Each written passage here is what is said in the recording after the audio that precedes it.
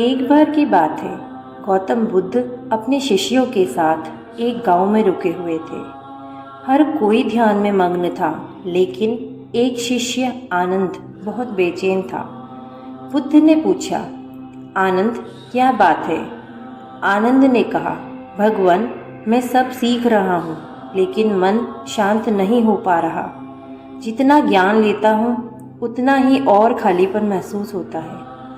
बुद्ध मुस्कुराए और बोले, कल सुबह नदी किनारे चलो, मैं तुम्हारे सवाल का उत्तर दूंगा। अगली सुबह बुद्ध आनंद को लेकर नदी किनारे पहुंचे। बुद्ध के हाथ में एक मिट्टी का कटोरा था। उसमें पानी भरा, कुछ फूल डाले, थोड़ी सी मिट्टी डाली, फिर एक कंकड़ डाला। आनंद, अब इसे अपने पास रखो। आनंद ने पूछा, लेकिन क्यों? बुद्ध बोले, हर फूल, हर मिट्टी, हर कंकर तुम्हारे जीवन की घटनाएं हैं, कुछ अच्छी, कुछ बुरी, और ये कटोरा तुम्हारा मन है।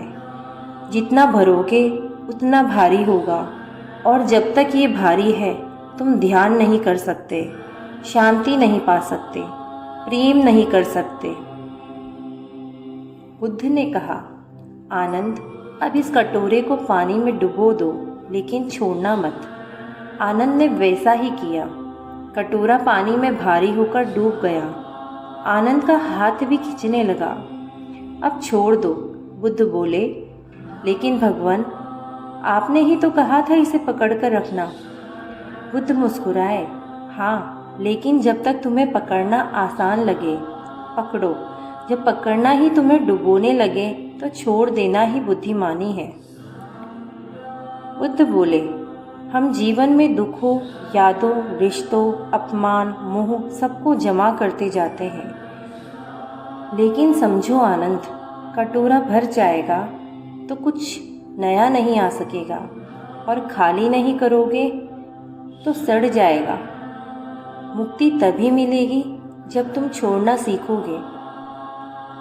आनंद की आंखों से आंसू निकल आए।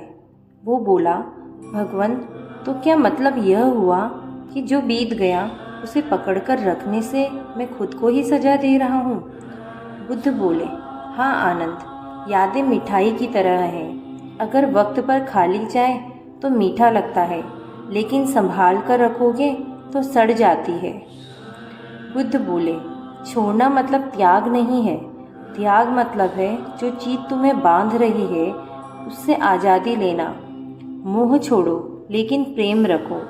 अपेक्षा छोड़ो, लेकिन करुणा रखो। दर्द छोड़ो, लेकिन सीख साथ रखो।